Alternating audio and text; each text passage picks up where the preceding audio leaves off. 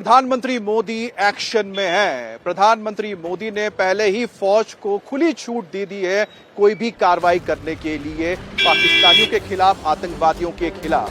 प्रधानमंत्री मोदी अब से थोड़ी देर बाद ही सीसीएस की मीटिंग करने जा रहे हैं और इस सीसीएस की मीटिंग की वजह से प्रधानमंत्री मोदी थोड़ी ही देर में तमाम अपने बड़े मंत्रियों के साथ मिलेंगे, जिसके लिए रक्षा मंत्री राजनाथ सिंह भी घर से निकल चुके हैं। अब पहली मीटिंग हुई थी सीसीएस की पहलगाम की घटना के ठीक अगले दिन यानी 23 अप्रैल को, जिसमें कई बड़े फैसले लिए गए थे।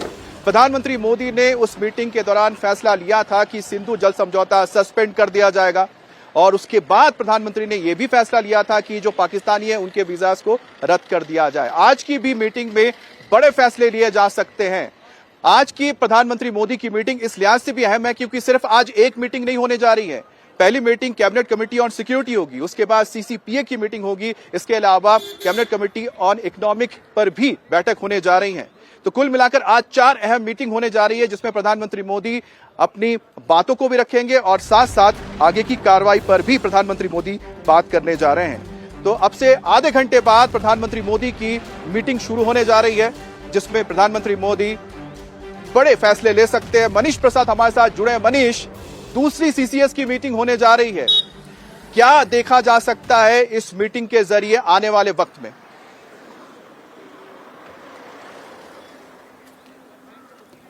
अमित, 2-4 बातें बहुत ही क्लियर और पारदर्शी, ट्रांसपेरेंट तरीके से दिखाई दे रही है। पहला, प्रधानमंत्री ने इंडस जो वाटर ट्रीटी है सस्पेंड कर पाकिस्तान को पूरा संकेत दिया और जितना मिलिट्री ऑपरेशन से पाकिस्तान डर रहा था उससे कहीं ज्यादा वो झेलम या इंडस वाटर ट्रीटी से घबरा रहा है सस्पेंड होने के बाद।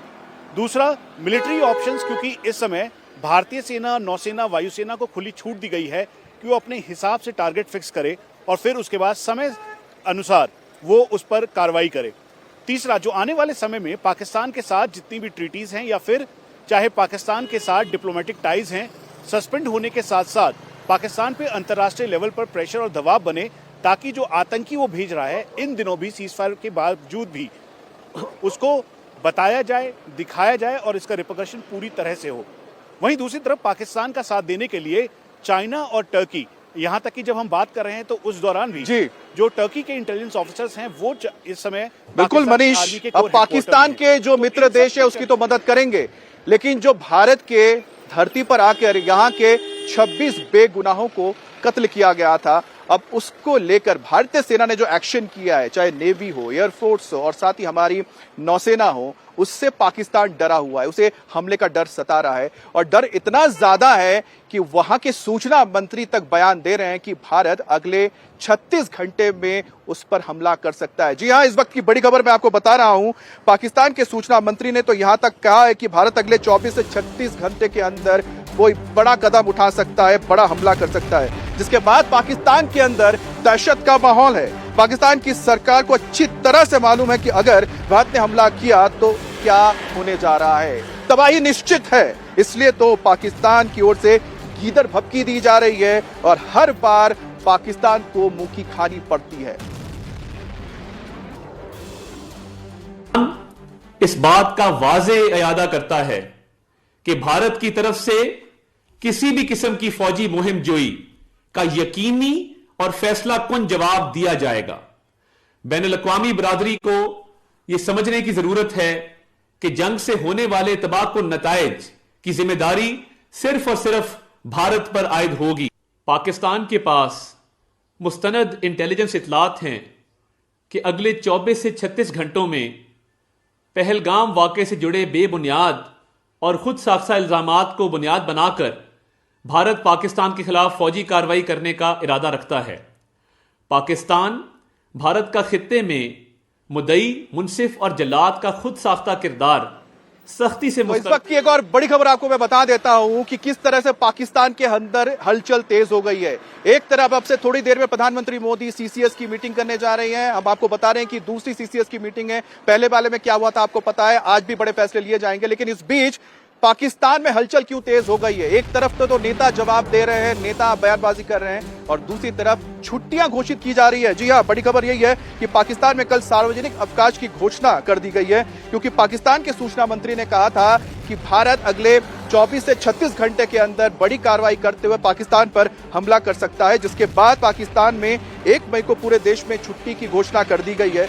सभी सरकारी और प्राइवेट ऑफिस कल बंद रहने जा रहे हैं और बैंक, स्कूल कल बंद रहेगा। इंटरनेशनल डे बताया गया कि हालांकि इंटरनेशनल मे डे बताया जाता है, लेकिन उसके अलावा भी बताया गया है कि पाकिस्तान को डर है कि भारत कड़ा कदम उठा सकता है, बड़ा कदम उठा सकता है। हमारी फीडबैक है, जो हमारी इंटेल इनपुट है, वो इंडिकेट करती है कि ये कोई एस्केलेटरी मूव को भी कंसिडर कर रहे हैं। तो मैंने कहा ये आपका ये जिम्मेदारी है दोस्त होने के नाते, ये हम पहल नहीं करेंगे, लेकिन अगर किसी ने किया, अगर इंडिया ने ये काम किया तो इस दफा टिट फॉर टैट होगा, इनका जवाब पत्थर से दिया जाएगा।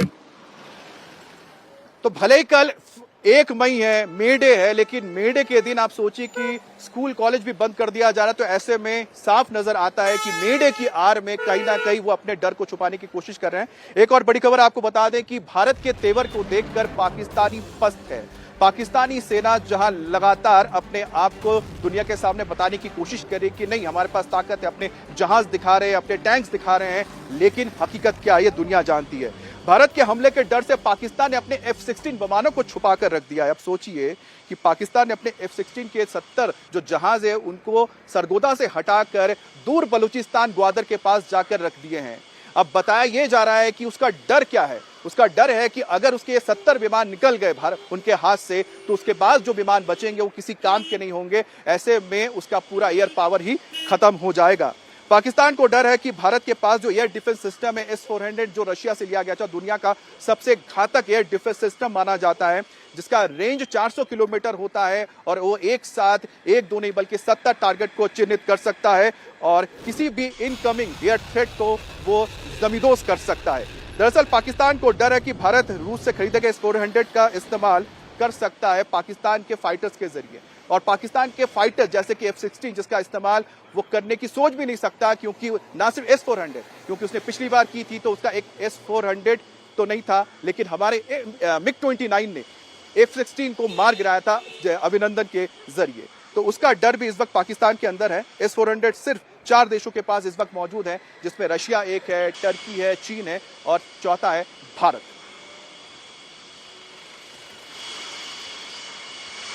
तो दरअसल जैसा कि आप देख रहे हैं कि जो पाकिस्तान है वो डरा हुआ है, न्यूक्लियर अटैक की लगातार धमकियां भी देता जा रहा है।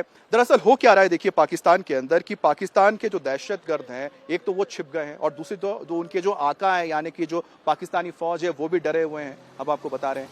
और इसकी सबसे बड़ी वजह है कि भारत की जो लाइनअप है, भारत ने जो एयर पावर अपना रखा है, भारत ने जो डिफेंस सिस्टम रखा है, वो पाकिस्तान के मुकाबले कई मायनों में बेहतर है। अब इसी कड़ी में 12वीं, 19वीं और 23वीं इन्फेंट्री डिवीजन की तैनाती पाकिस्तान ने POK में कर दी है और यहीं पर ही सियालकोट में 8वीं और 15वीं इन्फेंट्री डिवीजन को तैनात किया गया है, क्योंकि ये ना सिर्फ LOC, अब उसको डर है कि इंटरनेशनल बॉर्डर भी भारत क्रॉस कर सकता है और क्रॉस करते हुए सियालकोट के जरिए अगर आता है तो सियालकोट से रावलपिंडी भी बहुत ज्यादा दूर नहीं है। ऐसे में जो उसका मिलिट्री हेडक्वार्टर है वही भारत के हमले के जद में आ जा रहा है। टिट फॉर टैट का मतलब ये है कि हम हाथ पे हाथ धरे बैठे नहीं रहेंगे, हम उसका जवाब देंगे और ईंट का जवाब पत्थर से देंगे। कि हमारी तरफ से पहल नहीं होगी, हम कोई जंग करने की नहीं जा रहे हैं, लेकिन अगर हम पे जंग मुसल्लत की जाती है तो फिर हम ये नहीं देखते हैं कि हमारे घर में रोटी नहीं है या हमारे घर में पानी नहीं है या हमारे घर में खाना नहीं है और हम बैठ जाएंगे जी कि चले। ऐसा नहीं होगा। भारत पहले भी लड़ चुका है हमसे और उसे पता है। अब भी अगर खुदा न खास्ता वो इस तरह की हरकत करता है तो उसके नतायज उसे भुगतना पड़ेंगे। अब देखिए लगातार ये बोलते हैं पाकिस्तानी सियासतदान की हमें डर नहीं है, हमारे पास न्यूक्लियर बॉम्ब है, लेकिन उनकी जो हरकतें हैं, उनके जो कदम है बताते हैं कि कितने डरे हुए हैं। अब पाकिस्तान के अंदर 2 मई तक नो फ्लाई जोन घोषित किया गया है लाहौर और इस्लामाबाद के ऊपर से। अब देखिए पहले ही उन्होंने कह रखा है कि भारत के लिए एयर स्पेस हमने बंद कर दिया है, भारत का कोई भी जो एयरक्राफ्ट है या फिर कोई भी सिविलियन एयरक्राफ्ट है वो पाकिस्तान के एयरस्पेस से नहीं जा सकता है। लेकिन डर इतना है कि उसको नो फ्लाइंग जोन घोषित करना पड़ा है इस्लामाबाद और लाहौर के ऊपर। मतलब उनके भी जो विमान है वो भी अब उसके ऊपर से फ्लाई नहीं कर सकते हैं। उनको डर है कि भारत के जो फाइटर्स है उनके रडार्स को चकमा देकर वो अंदर दाखिल हो सकती है। डर क्यों आया है? डर आया है बालाकोट की वजह से, क्योंकि जिस तरह से बालाकोट में भारतीय विमानों ने एलओसी को क्रॉस करते हुए बालाकोट में बॉम्ब्स गिराए थे, उनके रडार्स पकड़ ही नहीं पाए और जब तक बॉम्ब गिरा के वापस लौटे तब तक उनको यह हवा ही नहीं चली और पता ही नहीं लगा, हवा ही नहीं लगी कि भारत के फाइटर्स ने पाकिस्तान के अंदर जाकर ये काम कर दिया है। मनीष प्रसाद हमारे साथ जुड़े हैं। मनीष, अब पहले से ही जब भारतीय विमानों के लिए आपने एयर स्पेस बंद कर दिया है तो ऐसे में 2 दिन के लिए लाहौर और इस्लामाबाद को नो फ्लाइंग जोन घोषित करने के क्या मायने हैं?